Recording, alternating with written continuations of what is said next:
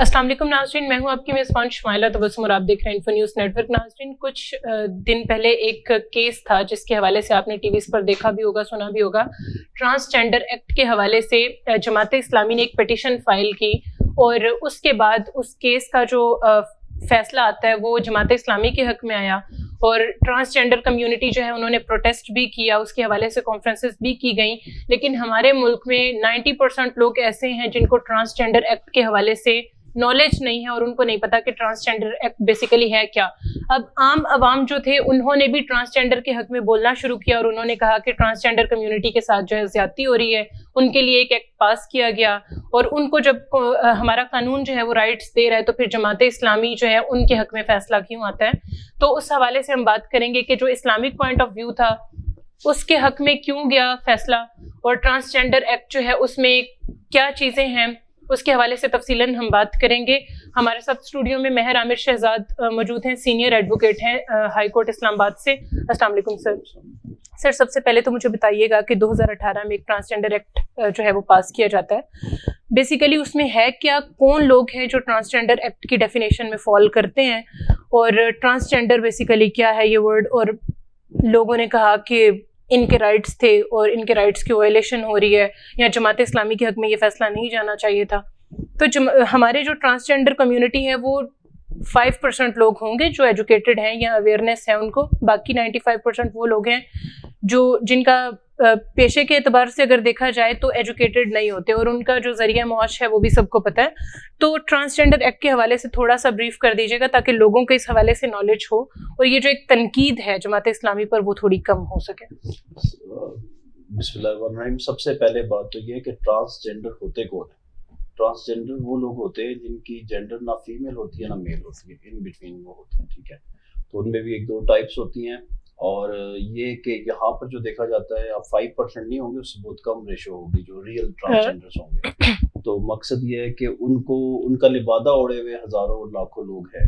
लेकिन सबसे पहले ये बात याद रखें कि आप ये बात करिए पाकिस्तान में बैठ के ममलकत खुदादाद जिसको इस्लाम के नाम पे हासिल किया गया था 2 कौमी नज़रिए की बुनियाद पे, और जो आपकी करारदाद मकासद है उसमें भी ये बताया गया था कि कोई भी कानून इस मुल्क में इस्लाम के मुनाफी नहीं और जो हदीस और कुरान के खिलाफ नहीं बन सकता, शरीयत के खिलाफ कोई कानून साजी नहीं हो सकती।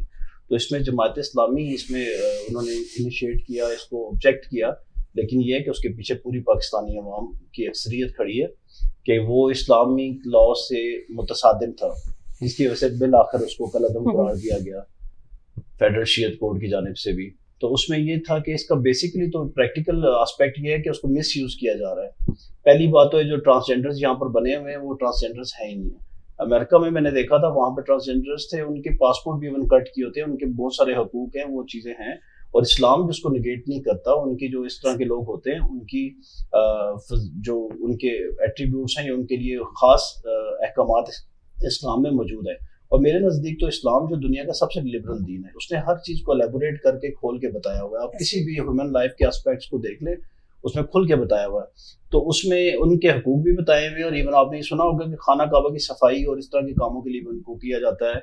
उसके अलावा उनके जो अच्छे एस्पेक्ट्स हैं वो देखें कि जो माजी की हुकूमतें थी, मुस्लिम हुक्मरान थे, उनके घरों में जो हरम होते थे उनमें भी उनकी ड्यूटीज़ होती थी और बहुत सारी ड्यूटीज़ उनके लिए बताई गई हैं उनके लिए, यानी कि जायज़ रोज़गार के ज़राए और मुआशरे में उनका एक मकाम मुतय्यन करदा है इस्लाम की जानिब से। लेकिन जब ये एक्ट पास किया गया, इसके पीछे आपको पता है कि हमारे जो यहूद व नसारा जो कि हमारे कभी दोस्त नहीं हो सकते कुरान और हदीस के मुताबिक, ये उनके लोग हैं जो थ्रू NGOs और अपने कारिंदों के ज़रिए इस मुल्क में मुख्तलिफ तरीके से इस्लाम के बुनियादी असूलों को अटैक करते रहते हैं।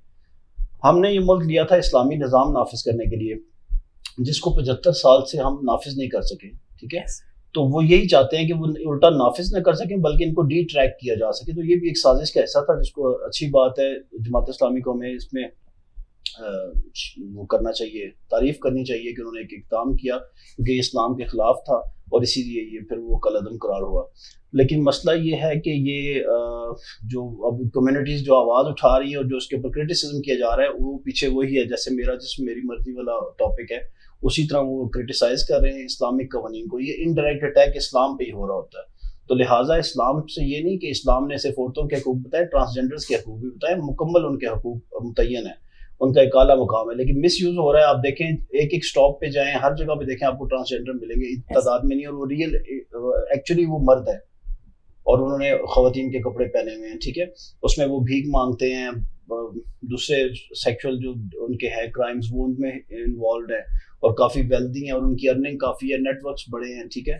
اور یہ ریسنٹلی ایک ہزارہ کی ایک مسجد کے امام تھے, اور ان کا یہ واقعہ سامنے آیا کہ وہ امام مسجد ہونے کے باوجود انہوں نے لبادہ جو تھا وہ اپنا ٹرانسجینڈر کا وہ کر کے, اور پھر انہوں نے یہ کام بیکاری والا شروع کیا ہوا تھا. وہ جیسے میں نے ابھی بتایا تھا, اتنے مل پہندے تقدیراں دے, اتنے کنگرو ناز زنجیراں دے, اتنے کھرے تے کھوٹے وک جاندے, اتنے چند دے ٹوٹے بھی وک جاندے. مفلسی سب سے بڑی لعنت ہے, وہ اپنے فائنینشیل گینز کے لیے. پھر بات ادھر ہی آ جاتی ہے جب بابا بلے شاہ صاحب نے فرمایا کہ رج کھان دیاں ساریاں مستیاں نے. بندہ غلط کام دو وجہ سے کرتا ہے, ایک مجبوری سے کرتا ہے اور ایک مست ہو کے کرتا ہے, ٹھیک ہے. تو جیسے اس میں ڈیزائرس کی بات میں نے کی تھی, تو یہ اس میں بھی وہی بات ہے, یہ خواہشات کی اپنی ایول ڈیزائرس کی تکمیل کی جاتی ہے. تو لہٰذا اس کو مس یوز کیا جا رہا ہے, اور یہ بات نہیں ہے, اور بلکہ اس کا سدباب ہونا چاہیے, بلکہ میں تو کہتا ہوں کہ اس کے اوپر پابندی لگنی چاہیے. اور سر یہ جو آپ نے بات کی کہ صرف خواتین کے حقوق نہیں ہیں, اسلام میں ٹرانسجینڈرز کے بھی ہیں, اور آپ کے بنیادی حقوق میں کیا ہے کہ آپ کے پاس رہنے کے لیے ہونا چاہیے, آپ کو کھانے پینے کی چیزیں ملنی چاہیے, ایجوکیشن کی ہونی چاہیے, بزنس کی ہونی چاہیے, نقل و حرکت کی, مطلب آپ کو فریڈم ہوتی ہے ہر چیز کی, آپ بول سکتے اپنے فریڈم آف اسپیچ تک کا حق ہے آپ کے پاس, آپ کو رائٹس نہیں مل رہے آپ بول لیں ان کے لیے. لیکن یہاں پر سوال یہ ہے کہ جب آپ کے یہ بنیادی رائٹس ہیں, آپ ایک آزاد اسلامی ریاست میں گھوم پھر رہے ہیں, آزادی کے ساتھ کھا پی رہے ہیں, زندگی گزار رہے ہیں, تو پھر ٹرانسجینڈر ایکٹ کی یا اس بل کو لے کر آنے کی, اس کو پاس کرنے کی ضرورت ہی کیوں پیش آئی؟ اب بات سے بات نکلتی ہے. ابھی آپ نے کہا کہ فنڈامنٹل رائٹس کا آپ نے ذکر کیا. فنڈامنٹل رائٹس جو اکارڈنگ ٹو یہ جو کانسٹیٹیوشن اگر بات لا جو ہے وہ یہ ہے کہ 600 BC میں میگنا کارٹا نام کا ایک قانون چارٹر پاس ہوا تھا. اس کو کہا جاتا ہے کہ وہ وہاں سے دنیا میں سلیوری ختم ہوئی اور فنڈامنٹل رائٹس ملے. کب ملے؟ 600 BC میں, ٹھیک ہے, بیفور سینچری 600 اس طرح کہا جاتا ہے. تو 600 AD میں, ٹھیک ہے, آفٹر ڈیتھ, یعنی کہ آج 2023 چل رہا ہے 600 میں. تو آپ اس کو دیکھ لیں کہ ہمارا یہ کہنا ہے اسلام میں کہ ہمارا موقف یہ ہے کہ خطبہ حجۃ الوداع جو ہے وہ پہلا چارٹر آف ہیومینٹی ہے جس میں فنڈامنٹل رائٹس دیے گئے, ٹھیک ہے. کسی کورے کو, کسی کالے پہ, کسی عربی کو, کسی اجمی پہ فوقیت حاصل, تمام آزادی کے حقوق, مرضی سے شادی کے حقوق, ہر چیز الیبوریٹڈ ہے. تو ہمارا چارٹر تو وہی ہے, بلکہ دنیا کا بھی. اگر آپ ڈیٹ وائز بھی دیکھیں تو میگنا کارٹا اس سے کافی بعد آیا ہے, اور یہ جو آپ کا ہے ہمارا خطبہ حجۃ الوداع ہے, اس میں پہلے حقوق دیے گئے ہیں. اور تیسری بات جیسے میں نے پہلے بتا دیا, یہ تو ایک سازش ہے, یہ الیبوریٹ کرنے کی کوشش ہے. اور دیکھیں ایک سازش اور بھی کرتے ہیں کہ ہر 5 سال بعد 2 سال بعد وہ ہمارے جو نبی کریم صلی اللہ علیہ وسلم ہے جو ان کی نبوت پہ اٹیک کرنے کی کوشش کرتے ہیں, یا اس طرح کو کوئی شوشہ چھوڑ دیتے ہیں. لیکن یہ بات ان کو ایک مسلمہ حقیقت ہے کہ مسلم ہر بات پہ اکٹھے ہو سکتے ہیں, لیکن جب نام مصطفیٰ آتا ہے صلی اللہ علیہ وسلم, جیسے آپ نے TLP والا وہ واقعہ آپ کی جب اس میں میچ کرتی ہے تو آپ نے دیکھا ہوگا, اس وقت بھی پوری کھڑا ہو گیا. اور یہ پورا اسلام ایک طرح پوری دنیا میں کھڑا ہو جاتا ہے, اس میں کوئی تفریق نہیں رہتی کہ وہ شیعہ ہے, سنی ہے, وہابی ہے. تو وہ بار بار لیکن پھر بھی اس کو ٹیسٹ کرتے رہتے ہیں. تو یہ بھی اسی سلسلے کی ایک کڑی ہے. کچھ عرصے بعد یہ اس طرح کرتے ہیں, وہ چاہتے ہیں کہ ہم جنسی بار بے راہ روی پہ شکار ہوں, اور کسی قوم کو تباہ کرنا ہو تو اس کی ینگ جنریشن کو تباہ کیا جاتا ہے. تو یہ اس پہ اٹیک ہے تاکہ لوگ انسٹیگیٹ ہوں. اب آپ دیکھیں محنت مزدوری کر کے ایک بندہ 1000 روپیہ روز نہیں کما سکتا, لیکن اگر ایک ٹرانسجینڈر بن جائے تو نارمل ایک طریقہ استعمال کرے تو 3-4 ہزار 5 ہزار روپے پر ڈے کمائے گا. ایک اور طریقے میں گند میں پڑے تو وہ 10 سے 15 ہزار کمائے گا, ٹھیک ہے. وہ ان کے پاس دیکھا پھر کوٹھیاں آ جاتی ہیں, گاڑیاں آ جاتی ہیں, نیٹ ورک آ جاتا ہے. تو کشش ہے شعبے میں, جس سے ایک مرد کے کپڑے اتر کے عورت کے کپڑے پہننے تک پہ وہ تیار ہو جاتا ہے. تو بات پھر وہی جاتی ہے کہ پیٹ کا بہانہ بنا کے اور کچھ اونج بھی رہا اوکھیاں سن کچھ سانو چلن دا شوق بھی سی, تو وہ ہوتا ہے. تو یہ اصل میں یہود و نصارہ کی یہ مضمون سازشیں ہیں جو پے در پہ وہ ہمارے اوپر اٹیک کر رہے ہیں. دیکھیں نا ابھی ہم تعلیم میں, ہنر میں اور ہر چیز میں ان سے کتنا پیچھے ہیں, وہ اپنے طریقے میں کامیاب ہیں. اور ایک سونیا گاندھی کا ایک پرانا ایک بتایا جاتا ہے کال کہ ہمیں پاکستان سے جنگ کرنے کی ضرورت ہی نہیں, کیونکہ اب ہم ان کے گھر گھر میں بیٹھے ہیں. اب کسی کا نام پوچھیں فیڈرل شریعت کورٹ کا یا چیف جسٹس کا نام پوچھیں تو لوگوں کو نہیں پتا ہوگا, لیکن ابھی کسی اداکار کا نام لیں آپ, ہر بچے کو, ہر عورت کو, ہر مرد کو پتا ہوگا. تو یہ ان کی سازشیں ہیں. تو یہ وہ ایکٹیو ہیں اور ہم تھوڑا سا اس کو وہ کریں, لیکن پھر بھی جو طبقہ جانتا ہے, جس طرح جماعت اسلامی نے وہ ایک حق ادا کیا, اس کو چیلنج کیا, تو وہ بھی لوگ بیٹھے ہوئے ہیں انشاءاللہ. یہ اللہ کا بنایا ہوا وطن ہے, مملکت خداداد ہے, اسلام کے نام پہ بنا ہے, اس کی حفاظت بھی اللہ نے کرنی ہے, اور حفاظت کرانے میں جو کردار ہے وہ بھی ہم میں سے لوگوں میں سے کروانا ہے اللہ تعالیٰ. جی ناظرین, اس ساری گفتگو کا مقصد یہی تھا کہ جو چیزیں آپ کو کنفیوژن آپ کے مائنڈ میں لے کر آ رہی ہوتی ہیں ان کو کلیئر کریں, اور ٹرانسجینڈر ایکٹ کے حوالے سے بات کرنے کا بھی مقصد یہی تھا کہ ہماری جو ینگ جنریشن ہے وہ بے راہ روی کا شکار کیوں ہو رہی ہے.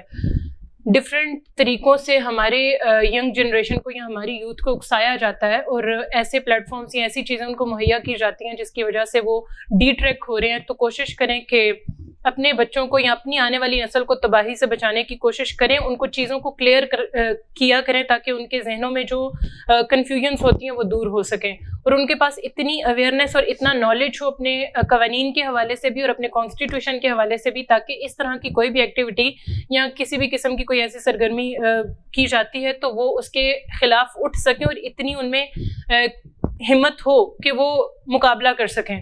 تو اس پروگرام کے ساتھ مجھے دیجیے اجازت, ایک نئے پروگرام کے ساتھ آپ کی خدمت میں حاضر ہوں گی, تب تک کے لیے اللہ حافظ.